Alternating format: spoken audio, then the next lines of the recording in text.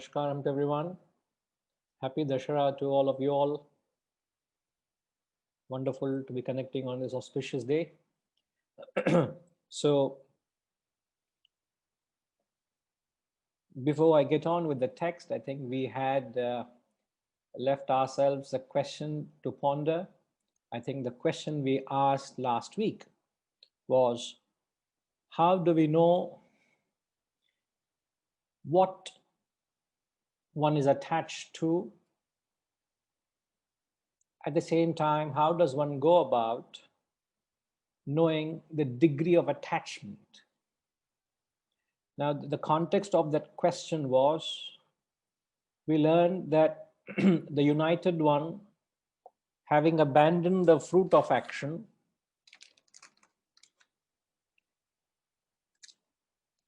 attains peace.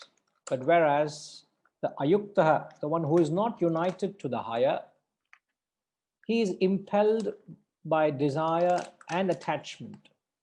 That was the context of the question, because he says one should be free from desire and attachment. So the question arose, if you have to be liberated and free from attachment, it is imperative that we know what we are attached to. So how do we know what we are attached to in life? A few answers that came by in the group, I did take note of it. Wonderful comments from Hariji, Seturamanji, and Vasantama, Jayama, Soumyama. A few of them have given wonderful comments. So if anyone else wants to share their understanding as to how do we know, I'll be more than happy to seek your comments. So how do we know what we're attached to?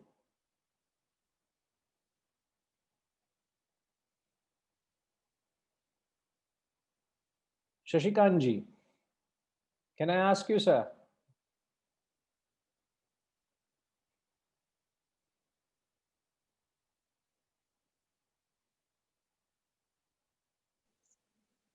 Done. Yes, sir. Good morning. Good morning. Seeing you for the first time, have you, I think... No, I am here at the third time, but I didn't admit earlier. Okay, but good to have you. Where are you from, sir? I am from Bangalore. Bangalore. Lovely to have you. So do you have any thoughts on how does one know what one is attached to? Attachment is something that we need to ponder heavily in a human life. The more that you grow, the more that you become older. And as I always believe that the brahmacharya, grihastha, then starts with at least vanaprastha. We need to, start reducing the attachments to this relationship. I mean, everything. I mean, the attachments for maybe anything and, everything is concerned. It is going to be maybe an impediment in your, objective of life. I mean, the layavastha, if at all you need to be at the end, merger with the ultimate, whatever you say like that. So at least it is my belief to maybe say that. Grihastharya, you may have a lot of attachments with a lot of this materials world and everything, because the man also wanted to enjoy certain attachments also. I'm not talking about a yogi, or I'm not talking about a saint, all those kind of, but at least when you reach the vanaprastha and onwards, I think it is the duty of the person to understand the attachment. Attachment is for what? I think this Guruji's lesson is going to be maybe a eye-opener for, so many people, and but very happy on that. So many people do not even understand. Attachment is how it is exactly, affecting their life and their growth. Am I just born here maybe to make some material connections or maybe material enjoyments and all this, and before I close my eyes, I need to think that, okay, I just ended with the enjoying with, maybe the maximum. According to the ashramas are concerned, yes, you need to be under control with the ashramas is going to dictate to you how to go about. So I do believe from the Vanaprastha onwards, if you divide it to 50-50, and when you reach at the sannyasa stage, give up anything and everything. But at the same time, I am trying to see where I will be able to merge my part of my sannyasa within the Vanaprastha itself. I am already a 60 plus now. Probably every day I used to think about maybe the reducing my attachments. I can say that, but to probably around 50% I am out. But again, it is my own evaluation, because I know better me other than my guru. So I should say that I am just under the impression that at least 50%, because I don't feel attached with even with a flower somebody gives me that I like very much. But I ensure that I should not generate an attachment even with the flower. Take it for a second, take whatever you want, whatever may be the kind of, and leave it. And it should, that attachment, even I'm just saying maybe a example. So this is what exactly my views on, attachment. The more you are attached with the life, yes, you are away from your life, and you are not understanding that there is a purpose for this life. There is an objective for this life. If you wanted to reach maybe the first point, as you rightly said, is concerned, I also believe attachment. Reduce it, come out of it over a period of time. The moment you come out of it, I can also understand that I have become a yogi. That is what I feel about it. Wonderful, sir. Wonderful. I think it's important that we always lend our ears to any comments that come our way. I think what you said is very, very important, and the message resonates well with the topic and what we have been discussing. So continuing or just highlighting on what you have said, how do we know what we are attached to? In fact, fundamentally, it's important for us to realize that it is impossible to live a life without attachment. So invariably, we all have developed an attachment to something or the other in the course of our life, because attachment is a very natural process. It is a natural process, yet it is unnatural to develop an attachment. Because any attachment that you develop causes an X amount of bondage, an X amount of suffering. It limits your vision to look at it beyond what you're attached to. Remember the famous words of Bhajra Govinda, where Adi Shankaracharya says, Balastavat krida saktah, tarunastavat taruni saktah, vruddhastavat chinta saktah. So humanity finds itself something consuming that it gets attached to, it gets occupied with. Now, attachment is mental preoccupation. We must understand that when your mind gets preoccupied or consumed with something, that is called attachment. Though we can view it as it is spread out in the various ashramas, as Shishikant ji has said, we can also look at it very liberally to say that it is possible to live a life of detachment, irrespective of what stage of one life is. So it is not necessary that one has to become a sannyasi to live a life of detachment. One can go through every phase of life and yet establish a mental attitude of detachment. So I could be a grihastha and yet be living a life of complete detachment to the entire proceedings and happenings.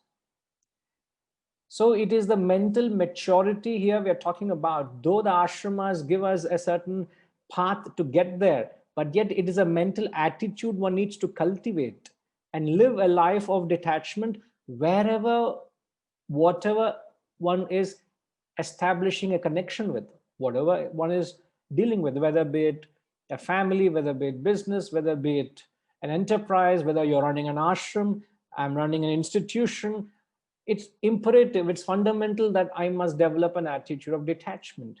So it is very easy to conclude that detachment is your spiritual quotient. So developing an attachment is becoming materialistic. So I can develop an attachment to my students, I can develop attachment to my knowledge, to my opinions, I can develop an attachment to my work, to the name, to the institution. I could be doing so-called divine work, but it is very much possible that I develop an extreme attachment to it. So it is important to understand that you got to be careful not to develop an attachment. So if you're not careful, you develop an attachment. Now, how do we know what you have developed an attachment to? The only way you know is if you were to leave your mind to itself. You must be able to leave the mind to itself and examine the mind. Because attachment is a mental attitude, so it is the realm of your own mind and feelings. So if you want to know what you're attached to, you should be in a capacity to be able to examine your mind, leave your mind to itself and let it be itself. And just observe what is your mind up to. Instantly you know, wherever your mind goes, without being told to, that is what you're attached to. Wherever your mind goes, naturally the mind gets drawn to something because it is fascinated with it, because it is enticed by it, it finds a certain joy in it, it has a certain value for it, therefore your mind goes in that direction. So how do you know what you're attached to is just by able to examine the mind, by leaving the mind to itself and seeing what it's up to. And that's very clear assessment. You will know that, oh yeah, this is what my mind wants, this is what my mind is interested in, this is where my mind is going.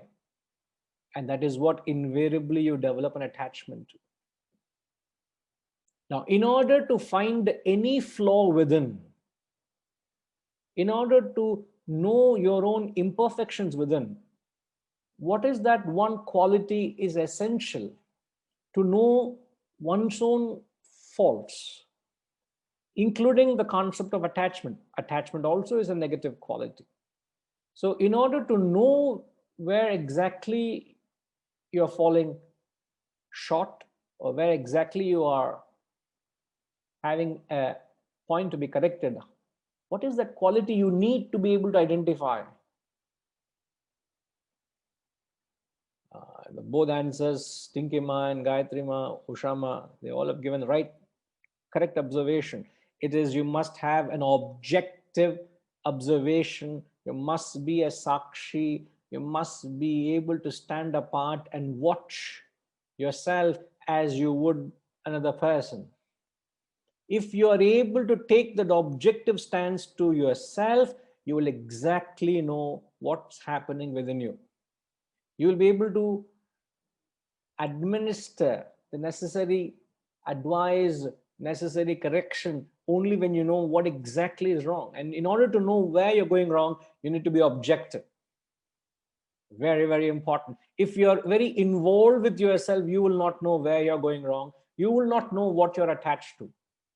It is very easy for me to, if I were to analyze your personality, if I interact with you a little, I know what you're attached to. Perhaps you will be able to know what I am attached to.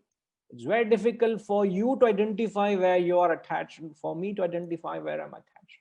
It's very, very important. So you need to be objective. That's when you know what you're attached to. And how do you know the degree of attachment? Is the intensity of your thoughts. The sheer intensity is like the water flowing. It all starts with a trickle up in the mountains, and as the water starts flowing down from the mountains into the valleys, down the mountains, you find the water current develops a momentum. What's a thin stream or a rivulet becomes a very powerful water force. And you may be able to walk across a stream, but you'll not be able to walk across a powerful river flowing down the mountains, isn't it? So the current is very strong. Exactly that way. How would you know the degree of attachment is the intensity of your thought? The sheer momentum. And how do you know? Another way of measuring is the emotions that arise from that attachment. There's greater insecurity, there's greater. What happens where there is attachment?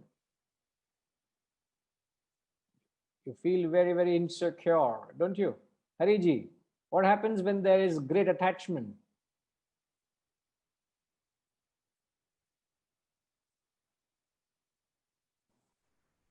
Absolute fear of losing it. There is an absolute fear of losing it, that's insecurity. What else happens when you have attachment?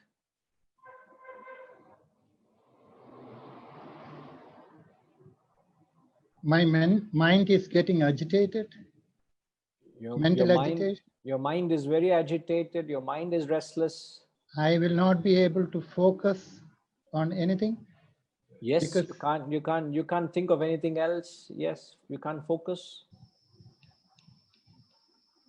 Also, you realize that you become dependent, you become a slave to the object of attachment, isn't it? I become slave.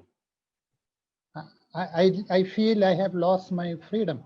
You have lost your freedom. You are not yourself. You are just defined by what you're attached to, whether be it business, whether be it name, whether be it family, whether be it belongings. Whatever you're attached to, that determines who you are. And the way, so just by being observant as to that's happening within you, you clearly know to what extent you are affected by this.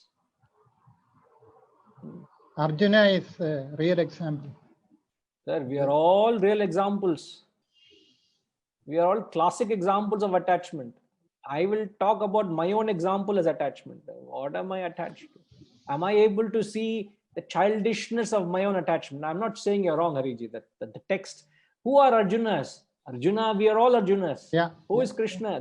The Bhagavad Gita is the Krishna we are surrendering to, isn't it? We are all surrendering to this knowledge. So it is important that we are all able to identify clearly our areas of attachments and know what is it that we have prioritized in this list of attachments. Now I need to ask you all this question. Is anybody in this classroom attached to God? Parame Brahmani kopina saktaha. Hardly anybody is thinking of the Lord. I know if I ask Sethuramanji, he says, yes, I'm attached to Brahman, he'll say. So I'm afraid of asking him certain questions because I know his answer. So I'll be clean bold if I ask him. What, Sethuramanji? Okay, but Namaskaram, he is escaping that. Enna, sir? Are you attached to Brahman? Yes, he is very much attached to Guru.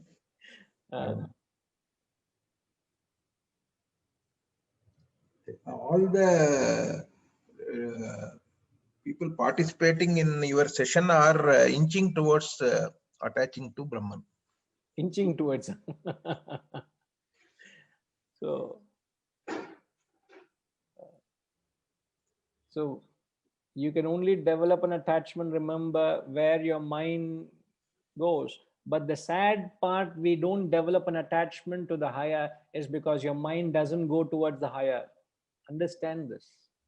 Your mind, isn't it true that the mind has a natural inclination towards the lower? Are we right to say that? Yes. Is it not right that the mind flows? It's like the mind, if we compare to the water flows towards the lower. Water never flows to the higher, isn't it? So the mind also has something in it that it is drawn to the lower propensities, the lower tendencies, the negative qualities. For some reason, it's not drawn to the higher. Therefore, it needs to be directed to the higher. It needs to be elevated. It needs to be guided. It needs to be guarded. It needs to be protected from the lower and given it a higher direction. And so if there is this element of wisdom that protects the mind from these negative forces, establishes the positive tendencies, and instills the higher wisdom, that is when you get established in the higher. And that is entirely the process of celebrating the Navaratri, isn't it? What is the symbolism behind celebration of Dashera? The 3 sets of worshipping of 3 days. The first 3 days, Goddess Durga Ma is worshipped. Why do you worship Goddess Durga the first 3 days? Goddess Durga is the goddess of, you can say, the goddess of terror, the goddess of destruction. When you look at her, you will be terrified, isn't it? The Mother Kali. So, what does the goddess of destruction symbolize? Harishji, what does the goddess of Durga symbolize? Why do you worship Goddess Durga? Don't say I haven't. Huh?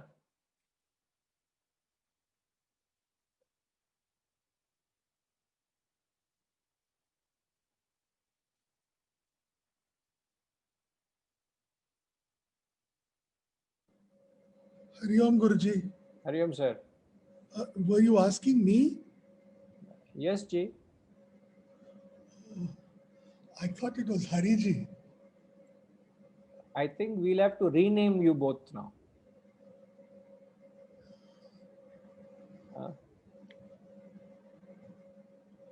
Goddess Durga is regarded as Shakti. Yes. What does it symbolize? Symbolizes the removal of all evil thoughts.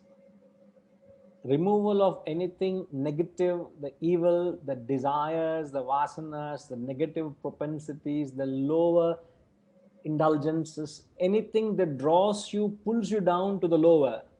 You first have to conquer them. So spiritual journey begins with conquering your negative tendencies. So you can't fall for your temptations. You can't give in to your weaknesses. You can't surrender to the extrovertedness in you. You got to conquer that. And the first set of 3 days symbolizes it. It sets the tone. It prepares you. It's like you prepare the soil. Even before you start sowing seeds, you have to remove all the what do you say? The soil is full of. You have to turn it over. Turn it over, clear the soil of all the dirt and the stones, and make the soil conducive, worthy of it. Sorry? Make it receptive. Make it conducive, make it receptive. And then the next set of 3 days, Rajima, the next set of 3 days, what do you do in the Navaratri? Hari Om Guruji, we worship Goddess Lakshmi. What does worshipping Goddess Lakshmi symbolize? All positive qualities. It could be love, compassion,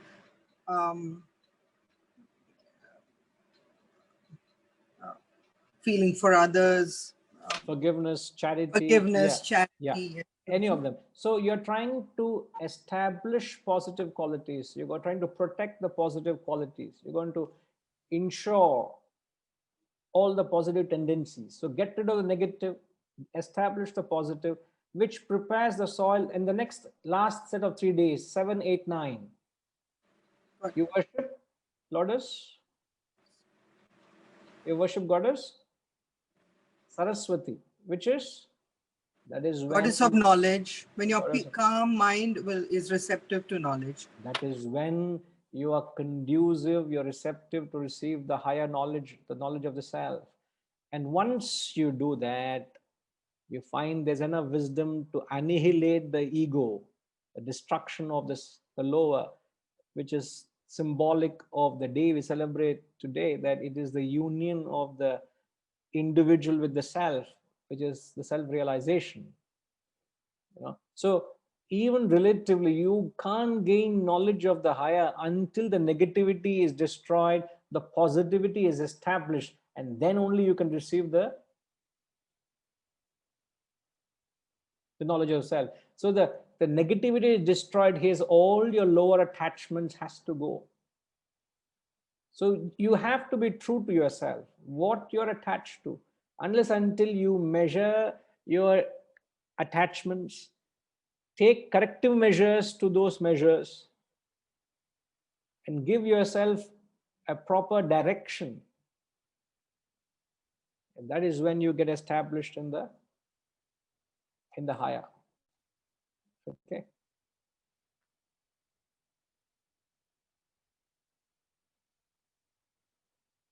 All right, so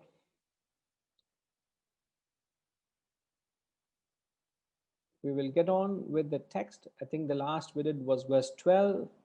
We will take up the third section of the text, actually, from verses 13 to 19. It talks about the state of that supreme being. What is that state of that higher self, the state of realization? What is that state? He's going to talk about in the next few verses. So let's chant verse 13 together twice. Sarva karmani manasa sanyasyaste sukham vashi navadvare pure dehi naiva kurvanna karayan. Sarva karmani manasa sanyasyaste sukham vashi navadvare pure dehi naiva kurvanna karayan. Now here, look at him, the way he is capturing. He says, mentally renouncing all actions. Sarva karmani manasa. Manasa. Sanyasyaste sukham vashi. Sanyasya, having renounced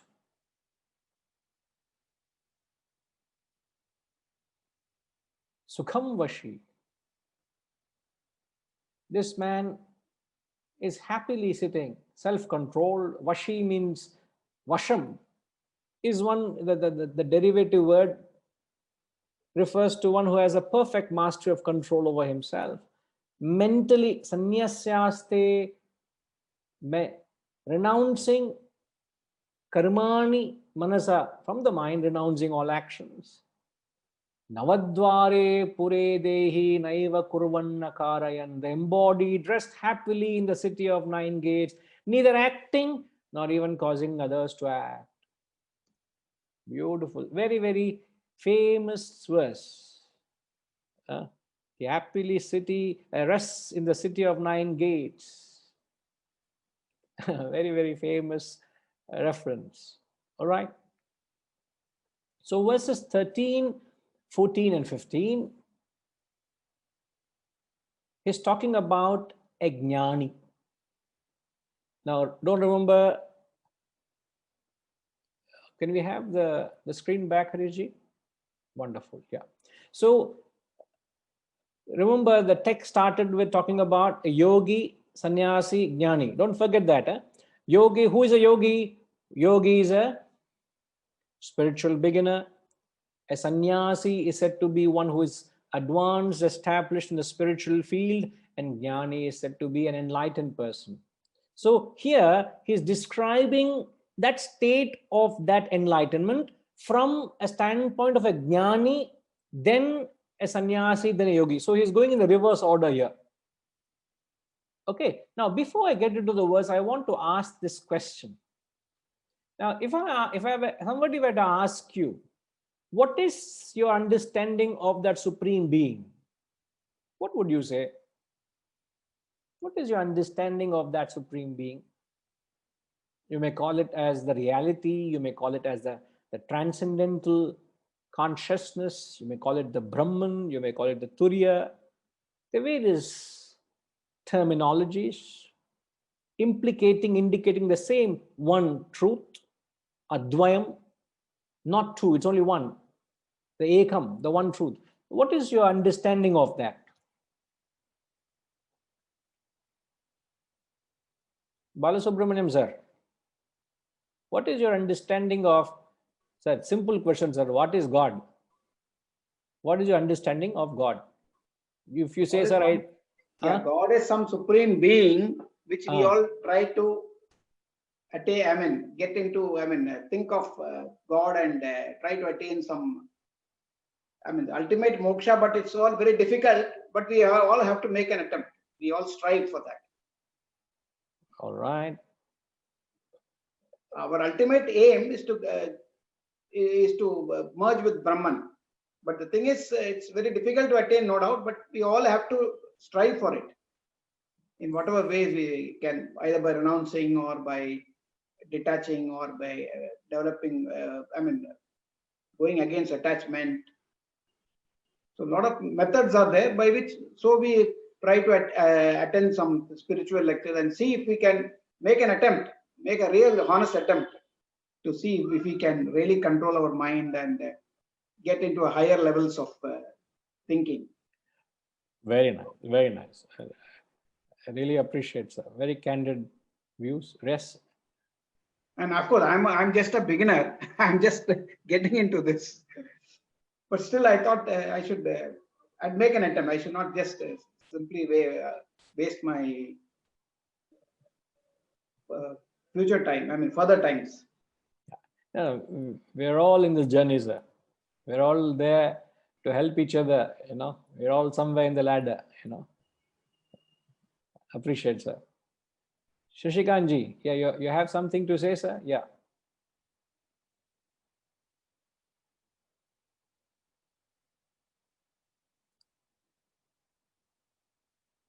Could you try now? Yeah. I think I have born with the divinity within me. It is not only me. Every human born with divine within. But how many of us really understand? Yes, the divine power is within.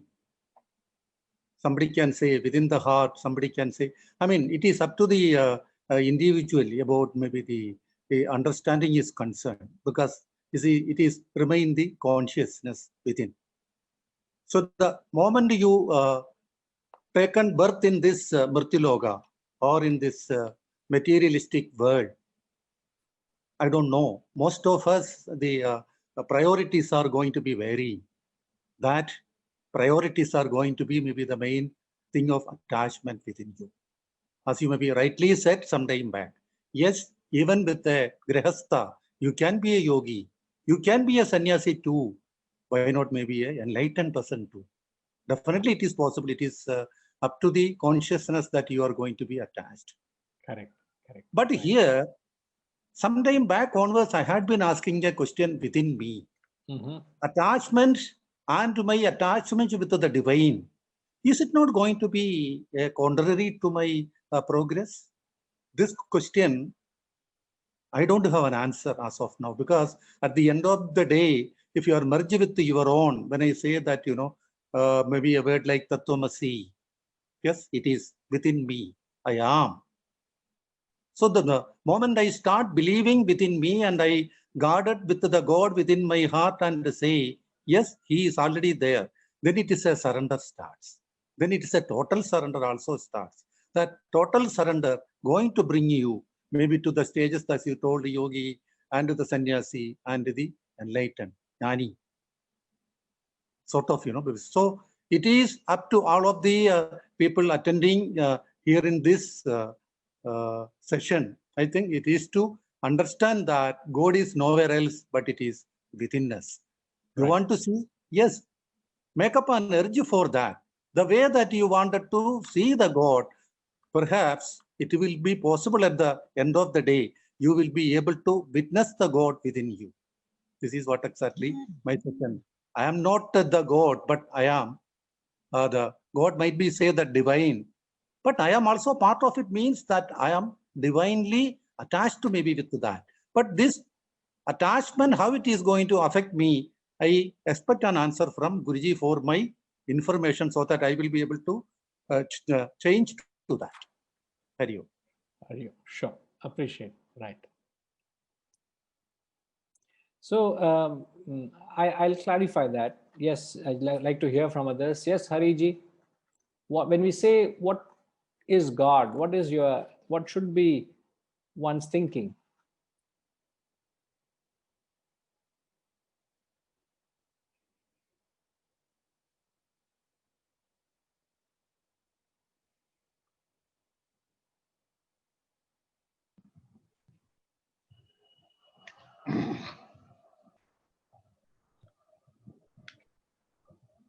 Yes, me, Hariji.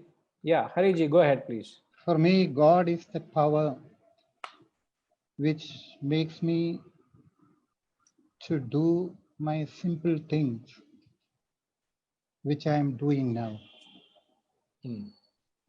Make me to see, make me to hear, make me to think. That power. And make me to understand, which I feel is the same in everybody, without which in no time everything can stop. Okay. See, many a time, yeah, very true. What you're saying is very true. See, many a time when we talk of the supreme being or the reality or the consciousness or that state we are questioning as to what it is, we fail to realize that it is Everything. God is unknown. Nobody gives this answer. Everybody is so eloquently describing God as if they've had a personal experience of it. In fact, there was a man, a spiritual man who was very, very popular. I don't want to name him. Whenever he used to come to the stage, he used to be intentionally late. So he would have had a large gathering and he'll keep them waiting. And when he comes onto the stage, he actually tells them, I'm sorry I'm late. I know you're all so devoted and committed to learn. You want to hear the message of God. But actually I'm delayed because I had breakfast with God. I'm just delayed because my breakfast with God is delayed. Therefore I'm late. Please forgive me. But God sends his love and greetings and is concerned for you all. Oh my God, here's a man who had breakfast with God. Oh my God. And then the rest of it, they are sold. It's a marketing gimmick. One day he'll say, I have had evening tea with God, and he'll say, I had lunch with God, brunch with God. In the Madri, every city goes about saying, I'm having wining and dining with God, he says. God is, that experience of God realization is an experience only purview to a man of realization. So if you have to clarify what that state of realization is, if you ask me, I would say, I do not know, I'm sorry.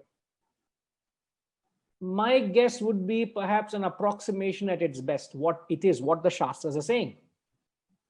So whenever we come to sections like this, you get an idea what that state of Brahman is. So that you get an idea, you're able to capture, you're able to visualize what that experience is. But as far as you're concerned, you would say, I don't know what God is. So you have to start from a point of what is? I don't know. Which is known to you. What I know is, I do not know. So then you start your journey towards it, because otherwise it's like shooting in the dark. We do not know what is that state, and yet we are very eloquently describing. So we need to put a check, we need to put a punctuation to our understanding of what that supreme being is. All right. So even though we may say it's pure, it's bliss, it's all merciful, it's all love, it's life-giving force, we may call it, but yet it's all hearsay. We do not know what it is. Okay. Now here, as I've said in the 13th verse, is talking about a jnani who is already established in that state. So how does a man of realization, how does a man of realization, a jnani, how does he operate? So he says, mentally renouncing all his actions and self-control, the embodied happily rests in the city of 9 gates. Now the city of 9 gates refers to the physical body. The city of 9 gates refers to the physical body, neither acting nor even causing to act or others to act. The embodied here only a terminology, please.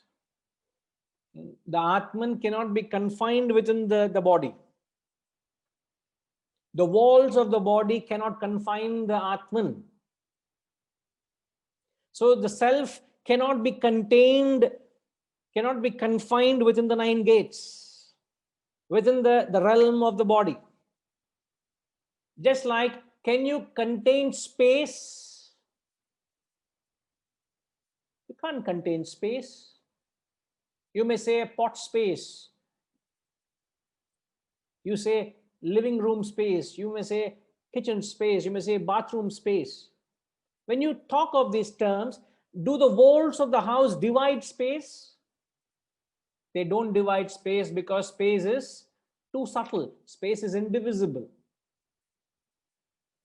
So if space itself is indivisible, what will be the state of Atman? Atman is subtler than space. So space is too subtle. Nothing can confine, nothing can divide. So when he says the embodied is only a terminology.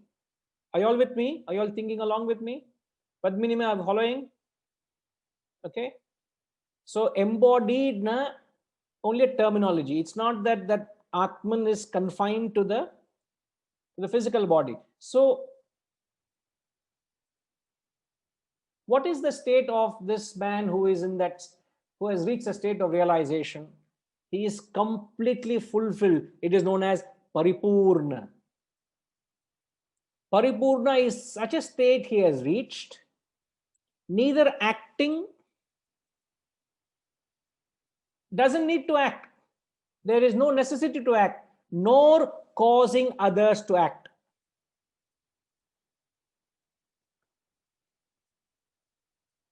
Means you can't attribute action to the Atman. Atman, in fact, he is saying a man of realization reaches a state where he is describing the state of that self. That self is so contented, paripurna, it doesn't act at all. Nor is it interested to act. Now, how do you explain this?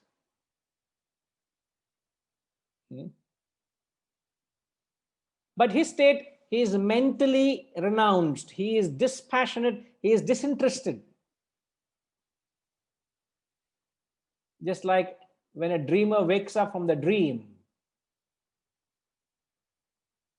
he is woken up. What is the attitude of the waker to the dream?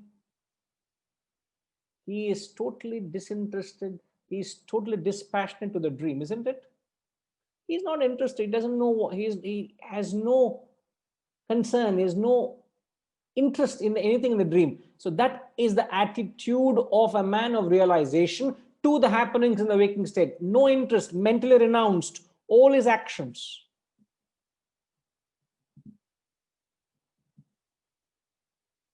Now here he says, completely fulfilled. He doesn't act, nor is there any kuruvanna karayan. Karayan, causing to act. There is no acting, nor causing to act. Now, a perfect example often taken is, it is not perhaps the only reason it's not taken in the Shastras is because those days it did not exist.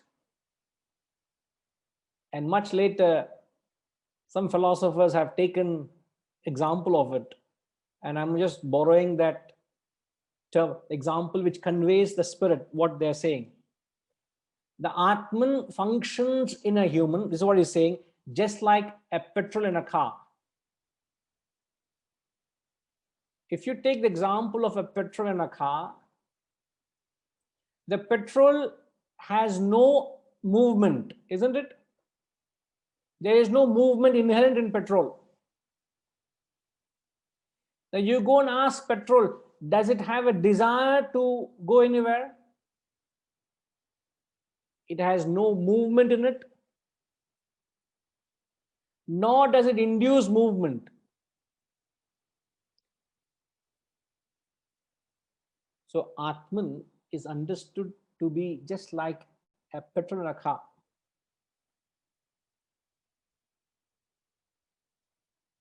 With it, Rajima has mentioned it, in fact, with it, I'm only taking it from there. With it, everything happens. Without it, nothing happens. Yet it has got nothing to do with the happening. With it, everything happens. It is a life-giving force. Without it, nothing happens. Everything is inactive, it's dead. Yet it has got nothing to do with the happening. That's what he says. It is neither acting nor any causing to act. So you establish, you maintain an attitude of total disinterest, mentally disinterested. Now, when does one get mentally disinterested?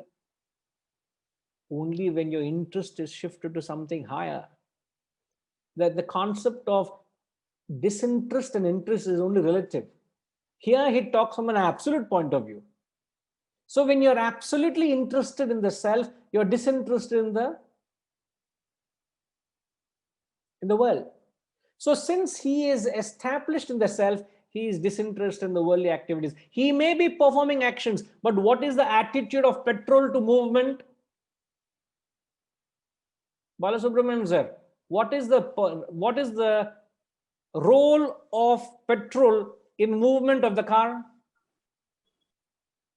It helps to create the energy by burning to convert that into a movement. Movement. But does petrol have a desire to move? No, you have to motivate it. I mean, you'll have to. Can you motivate petrol to move? No, you'll have to convert it into energy giving source. But by itself, petrol does nothing, isn't it? Yeah, By itself is nothing. Nothing. Yeah. Now, can you attribute a motive to petrol? Petrol doesn't have motive. You'll have to motivate it. Motivate is different to motive. See, Yeah. motivating is. But petrol doesn't have motive by itself. There is no motive. There is no motivation. It has got nothing. But yet nothing moves without it. Nothing moves. So when you go safe to your house or you reach your destination safely, would you attribute to the petrol? Sir, Strictly, you cannot. You can't attribute to that. It is a silly question, sir. It cannot get a rational answer. The question is silly. Not necessarily every time the question is wise. A silly question I'm asking. What is the question, sir? You go to the petrol station and say, excuse me, can you please give me safe petrol? Because last time I went to a petrol station, I had an accident. So in that petrol station, they're only giving accident petrol. I only want safe petrol. Can you go and ask that? There's nothing like safe petrol. Petrol is petrol.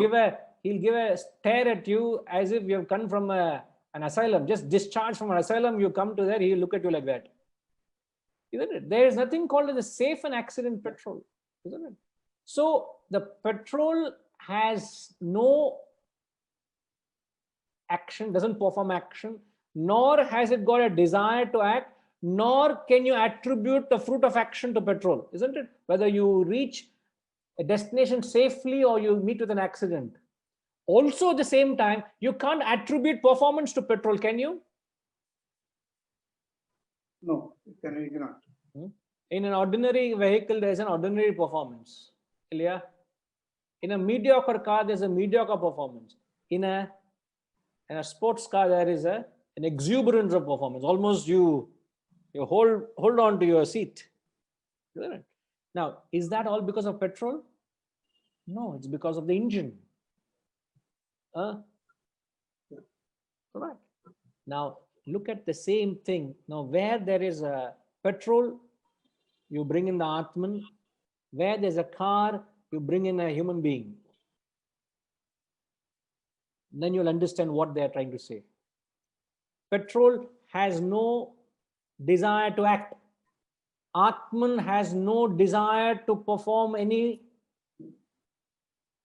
action. That's what he's saying. He just happily sits in the city of 9 gates, neither acting. So Atman has no desire to act. Now, is Atman responsible for the action you perform? Atman is not responsible for the actions you perform. What is responsible for the actions you're performing? Keshav Reddy Garu, what is responsible for the actions you're performing? Atman is not responsible, sir. Then what is responsible? Could you please unmute yourself?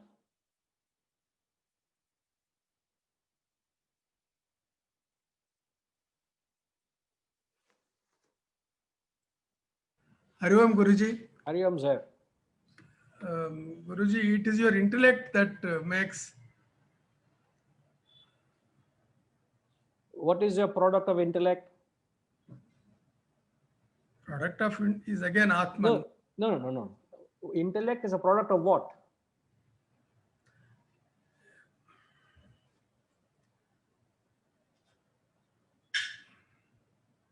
Knowledge. You're not wrong, but you're not right in the way we are asking in the context. Because we are saying Atman is not responsible for what you do. Then the question is, what is responsible for all the movement? Your desires. Your desires. Now, desire is, where does desire come from? From your thoughts. And from your thoughts. Where do your thoughts come from? From your own vasanas. So what causes movement is vasanas, isn't it? Yes, sir. Just like what causes movement, as Subramaniam ji said, you are trying to, what do you use the word, sir? Motivate petrol to act. Where do you motivate? Means it is the combination of petrol plus a certain machinery that causes movement. Isn't it? You can't put petrol in another machine and expect motion. It may have a different kind of performance, but you will not, you put in a generator, it will not give you movement, it will give you another performance. So petrol plus certain machinery or the engine, there is movement. Similarly, Atman plus vasanas equals actions. Atman plus vasanas equals Keshav Reddy ji. Actions.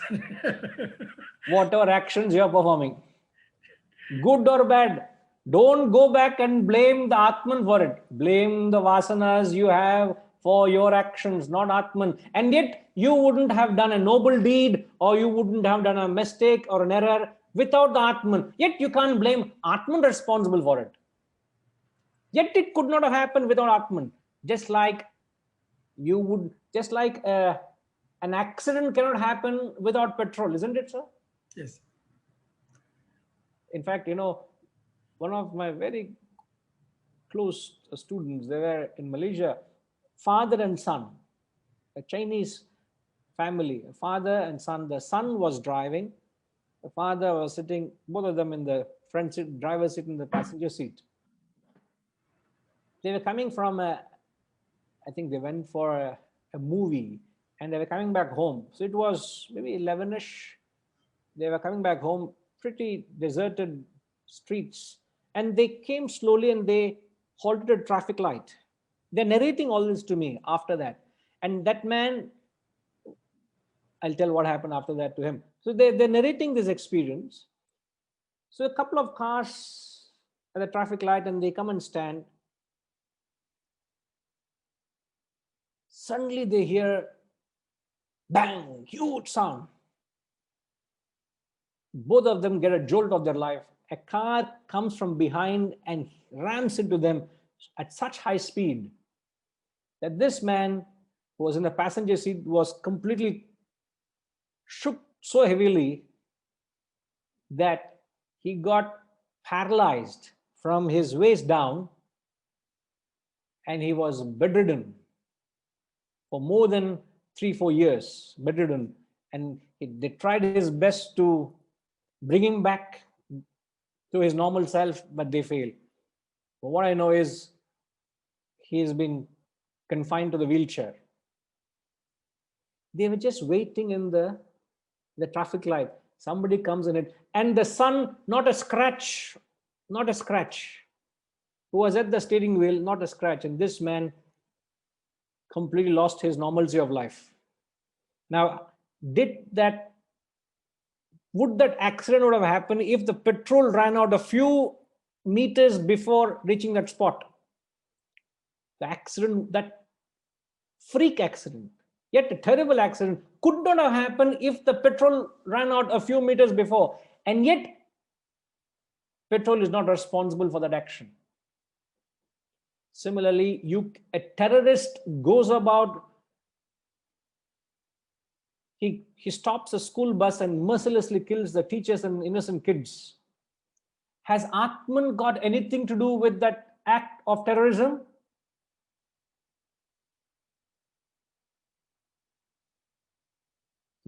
Tinkima, has Atman got anything to do with that act of terrorism?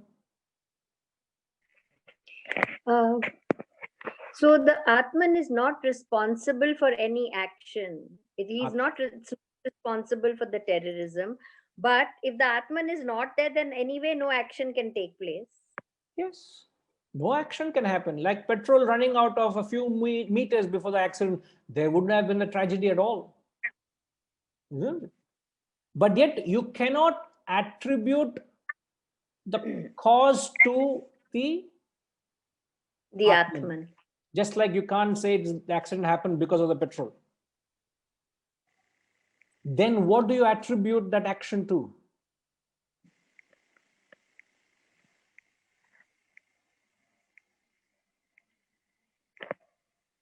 So that act of terrorism or the act of that accident, what do you attribute to? Who is responsible for the act? If it is not petrol, then who is responsible? So the person who commits that act. The person who is perpetrated that act, who has committed that act. Now, so the act is performed by the individual. Not the Atman. Now, what is the definition of a human being? The Atman plus the body, mind, and intellect. And the Correct. intellect comes from asanas. Correct. Intellect, mind, and intellect are both a product of vasanas. In fact, body, mind, and intellect, all three are vasanas. So a human being is spirit plus matter. Spirit is the Atman, matter is the vasanas. So it is the vasanas that attribute you should attribute to whatever you are performing. Take the Atman out of the equation, and yet without the Atman in the equation, nothing will happen. With it, everything happens, yet don't attribute anything to the Atman. So therefore, don't thank God, nor don't blame God, because God has got nothing to do with the happening. So don't seek God's mercy, because God has got no mercy in him.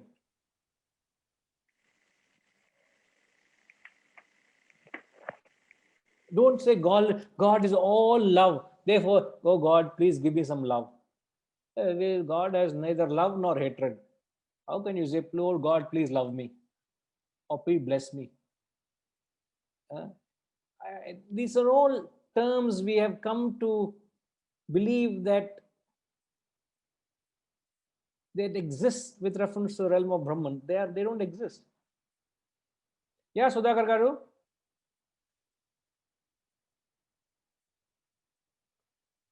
1 minute, sir, please. I think you'll have to unmute yourself first, sir.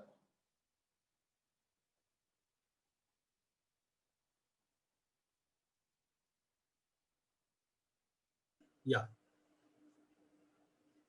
I always get perplexed by these quotations of the insurance companies where they say it is an act of God. And we come to know that there is no God. Of course, we don't know what is God, but why do try to take they try to take this example, act of God? Sir, I'm not an insurance agent, sir, please. But it is mentioned in so many places, you know, and I've seen a movie also, I remember, it's an act of God.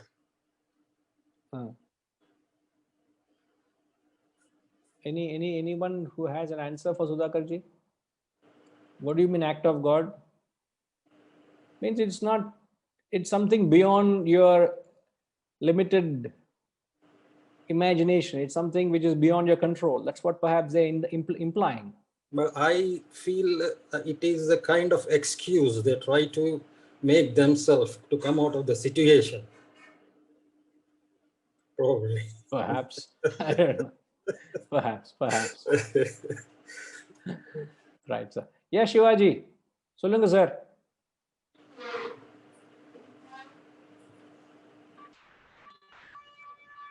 In fact, I keep asking this question. Somebody say, God saved me.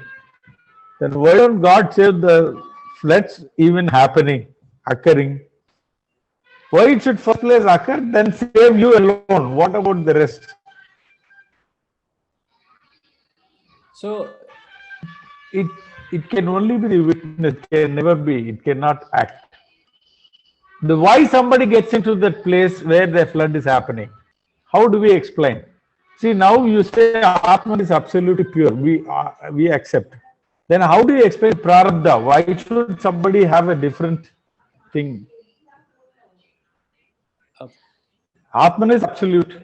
It doesn't get attached, there's nothing attached to it. It's pure consciousness. Then how do we attribute the Prarabdha? Okay. Why somebody should be in a different situation? Yeah. No, I think there's a little disruption from your end. I think we've got what you're saying.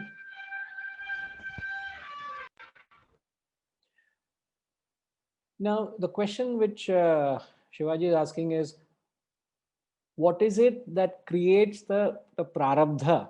See, prarabdha is nothing but, what is prarabdha? Okay, let's hear from Shivaji. I'll give my views. Let's hear from others. Padmini Ma, what is prarabdha? Yeah, it is unfulfilled desires which is carried over. Huh? I am saying this because I heard your previous sessions. Please press the delete button somewhere there and delete it. What? Delete that portion, erase that portion. If I have said that, I have not been in my senses when I said that. I'm sorry then. No, I should be Maybe sorry. I kept. Not you, I should be sorry.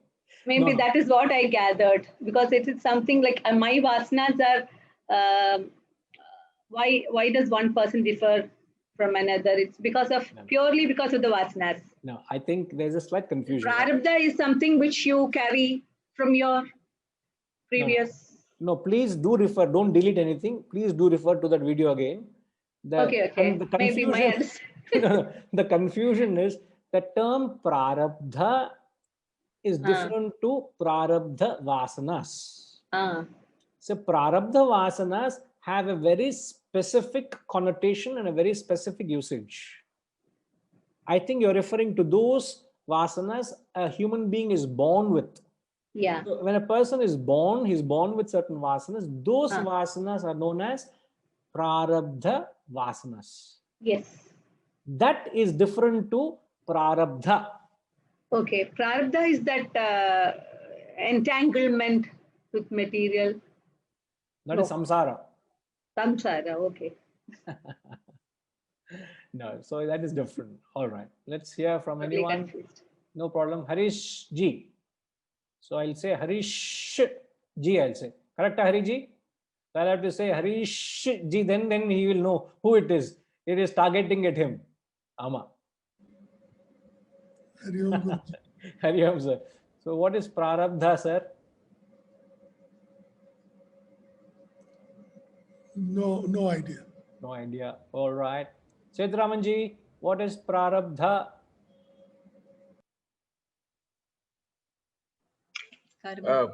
Predestined.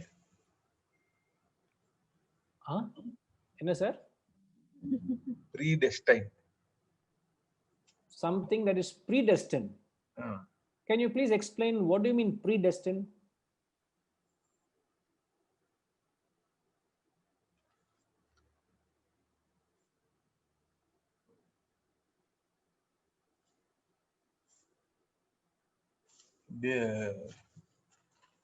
Because of your past, you can create your destiny in the future by your good actions now, but whatever you are is because of your past. Okay. So Prarabdha means destiny, not predestined. Predestined means you had no control. No. I am what I am today because of my past. In the past, did I have no choice of doing what I wanted to do? I had. Then how can you say predestined? Now, do I have a choice what I have to do or not? Yeah.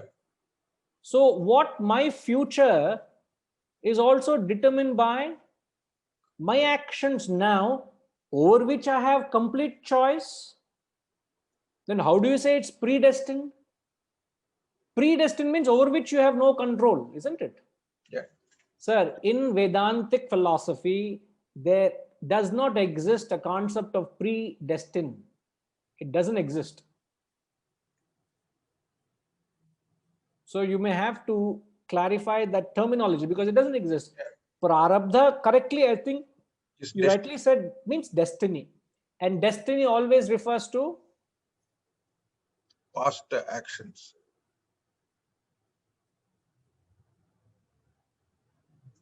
Destiny is future. Okay, sir. No, nothing is left, sir. What is left now? Past, future, present. Like, whatever you Okay, are. sir, Setramanji, choice. Destiny, Prarabdha refers to A, past, B, present, C, future. Multiple choice. You choose. D, all of the above. D, all of the above. No, we will very soon conduct a poll. Harishji also will conduct a poll very soon now. So Prarabdha refers to what? Hariji. It is the present. What I am is my prarabdha. The present is termed as Prarabdha. Correct. Prarabdha always refers to this moment now. Ippo, now. E kalam. This moment. And what creates the Prarabdha is your own past actions. Shivaji. So why is it that someone gets caught up in floods? Atman has got nothing to do with it. But why is it someone survives a great, terrible situation, he comes out of it unscathed? Another person goes through serious challenges and loses normalcy of life. Go back to the example I've said, a freak accident. A passenger gets completely paralyzed, he lost rest of his life, he's in wheelchair. Another man, nothing happened, including the person, the driver who hit from behind. For him also nothing happened. The only person who suffered is this man. Why it happens? His karma, his own prarabdha. Because the law of life gives you only that which you deserve. So the law which governs the prarabdha is the law of cause and effect, the law of causation, the law of karma. The law of karma talks about cause and effect.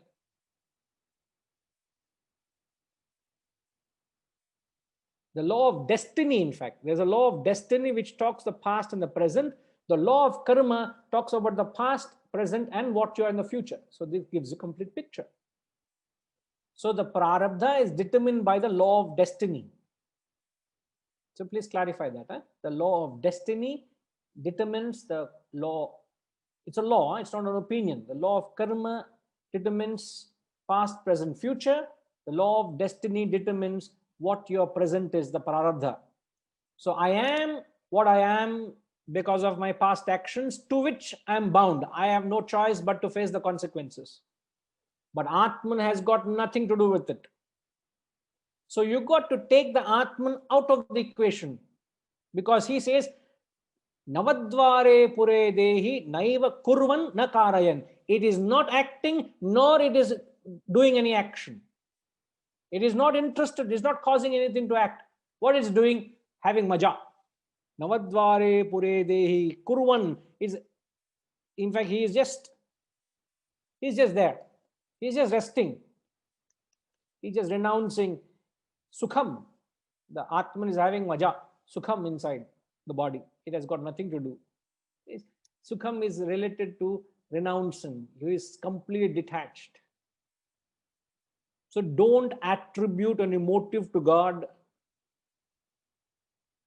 In fact, many people make this very fundamental fallacy of the question. I'll ask you this question, we'll come back to it because in the context of it. What can you please explain the statement?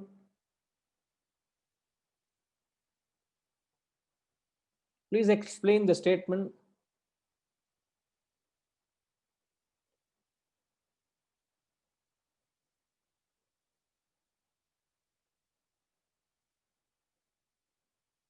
I'm thinking how to present it, how to put it.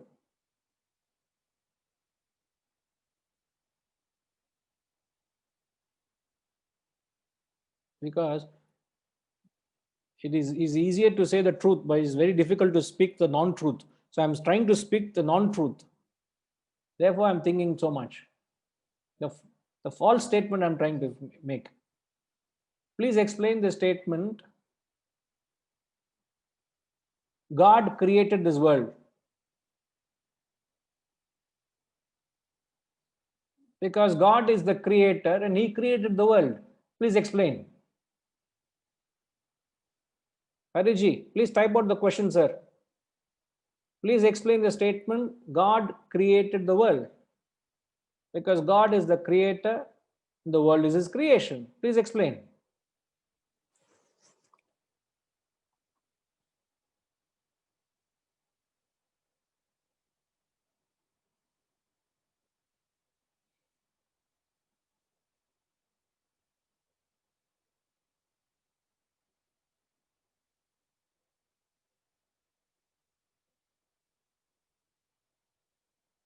Tinkama, he is also welcome to join.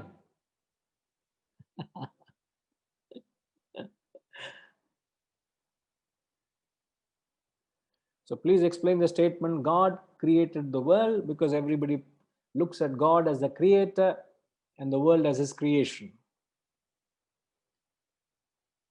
Now, examine this statement in the context of the verse where we say you cannot attribute any motives to God. If you say God has created the world, obviously he must have had a motive to create, isn't it? Because any creation, there has to be a desire to create. Any procreation, there has to be the urge to procreate. Without the procreative urge, there cannot be any procreation. And this is the statement people are going about saying without any basis. So there's obviously a fallacy in the question. There's a fallacy in the statement. So you got to think rationally to explain, then what is the cause of this entire creation? So please think. It will really make you think where things are and how is it being presented out there. The truth is, God has no motive. God has got nothing to do with the creation. And yet, people attribute God is the creator and his creation. So, there seems to be a dichotomy somewhere. So, try to resolve this apparent contradiction. Okay?